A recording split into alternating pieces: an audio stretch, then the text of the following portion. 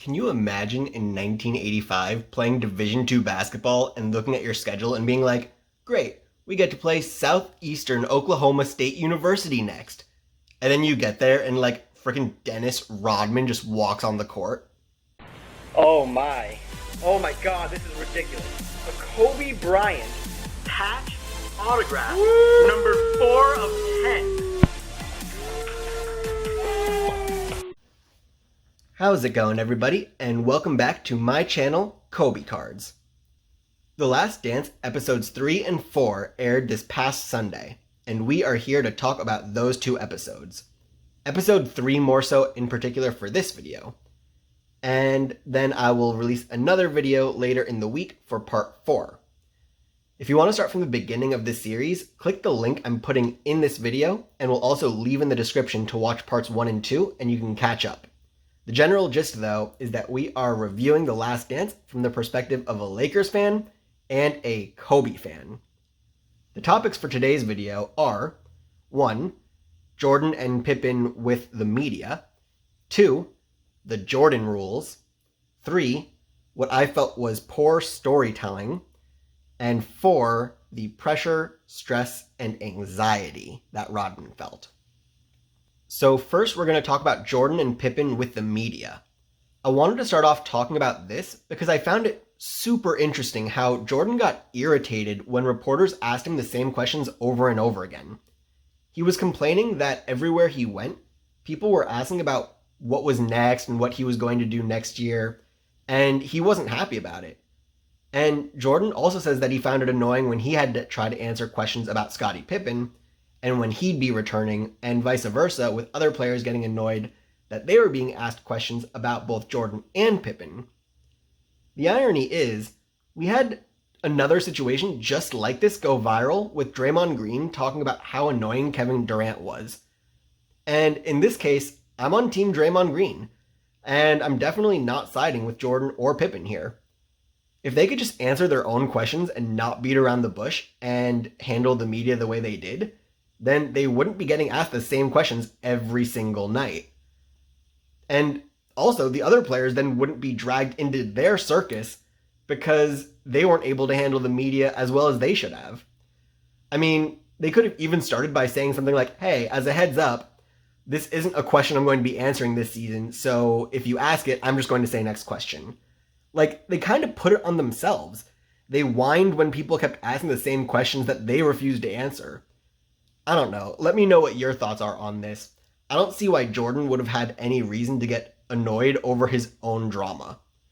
I'll also leave a link in the description below to the interview where Draymond somewhat bashes Durant for being the elephant in the room in Golden State. And again, I kinda don't blame him and get where he's coming from.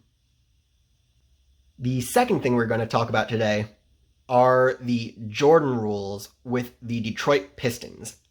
So this part was very entertaining for me to watch. Obviously, the Detroit Pistons, when Dennis Rodman was still in Detroit, they were considered to be the bad boys in the basketball world. And their philosophies made sense too. If you're going to hit someone, hit them. Don't give a cheap foul. The cheap foul mentality holds some weight today where, obviously, if you're going to foul someone while they're shooting, make sure they don't score the basket. They still teach that and preach that today. It's somewhat common sense. But the Jordan rules and how Detroit just clobbered Jordan really brought me back and reminded me of the physicality of the good old days.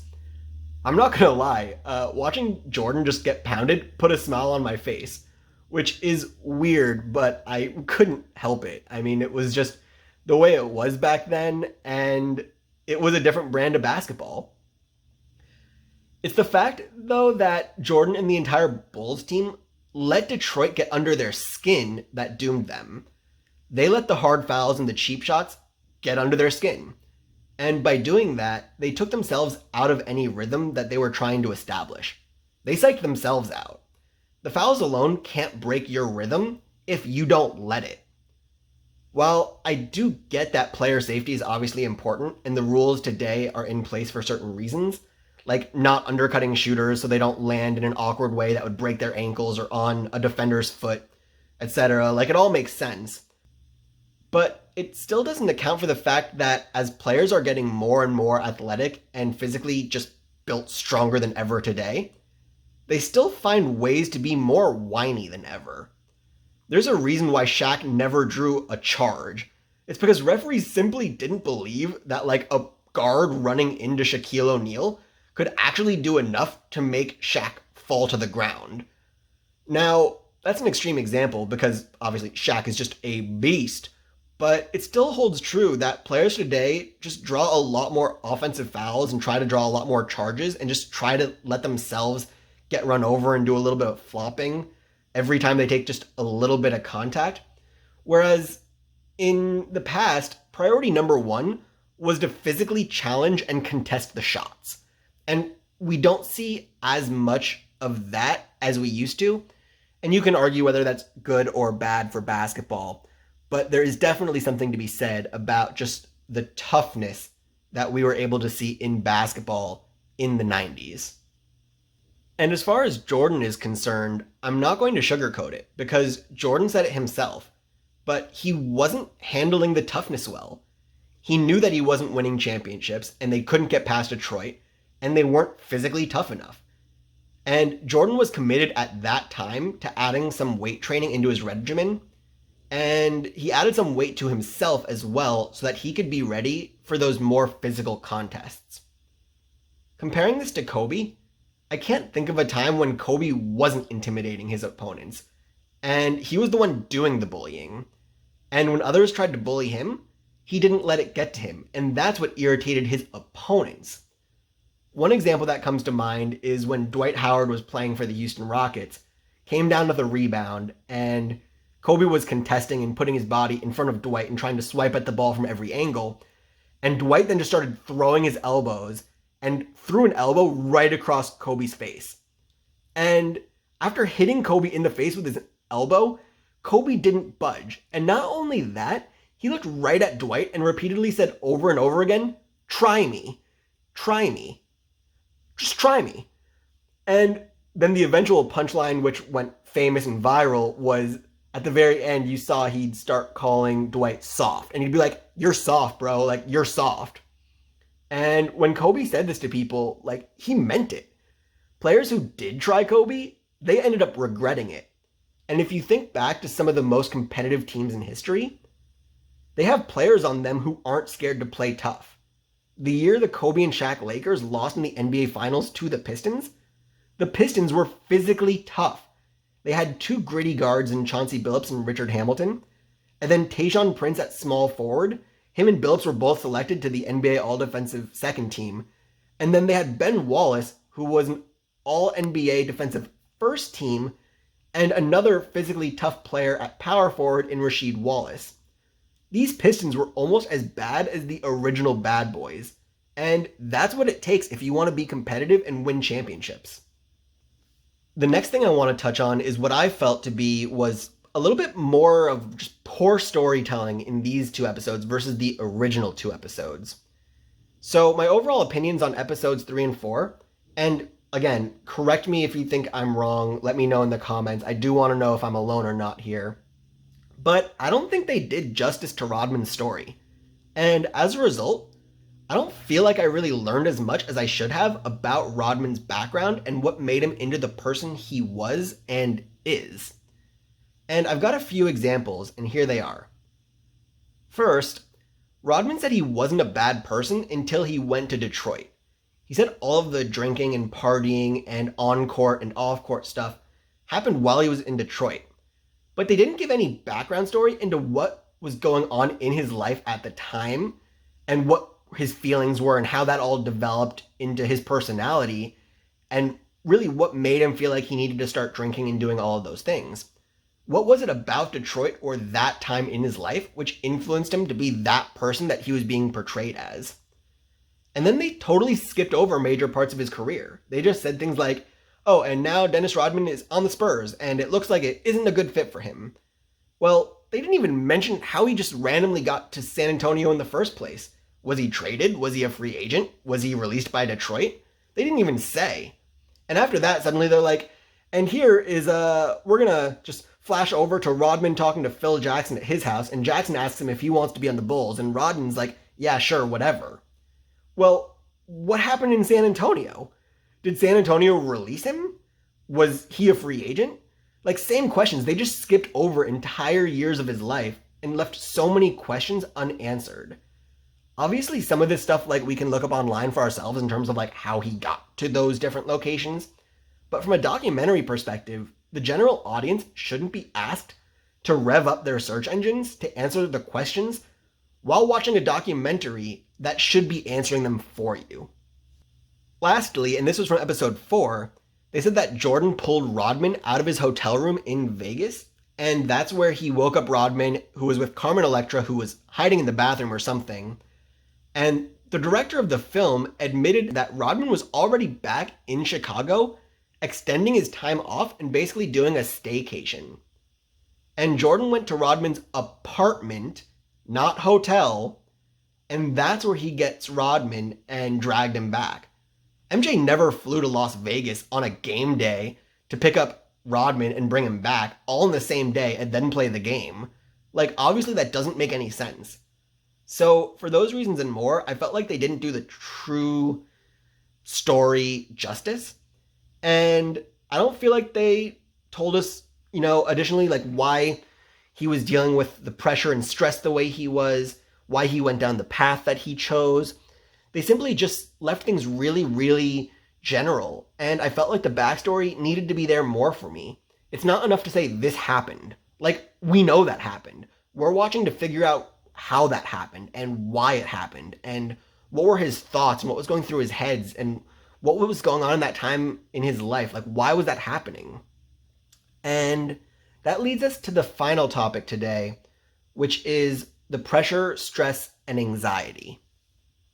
The quote that I think a lot of people would resonate most with is, "Basketball is a simple game," referring to the fact that it was everything that came with playing the game that was a huge weight on Rodman's shoulders. It was the public pressure, the media pressure, the pressure from his teammates, his organization, the fans, and the list goes on. They also made reference to Pippen waking up in the morning before huge playoff games and throwing up because of his nerves.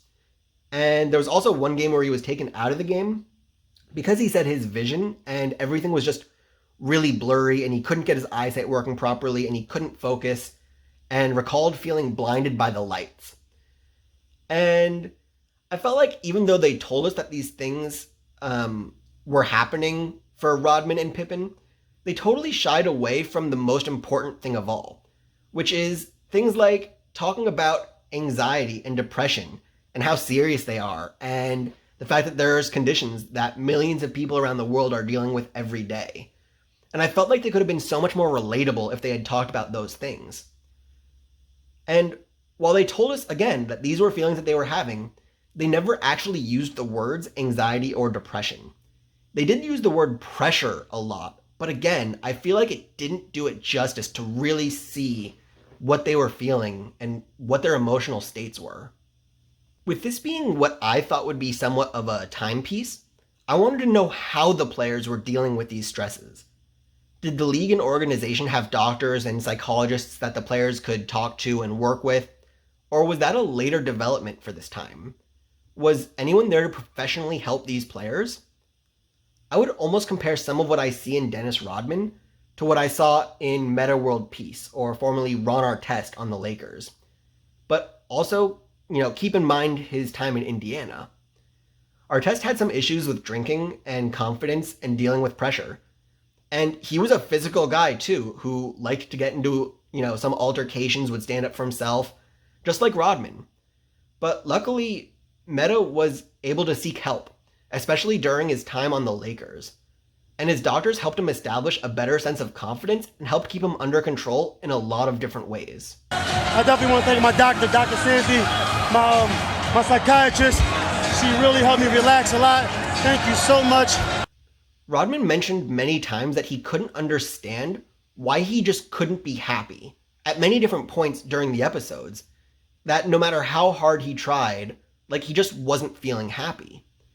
And that's a symptom of depression, and has nothing to do with Rodman as a person or anything he did which made him unhappy.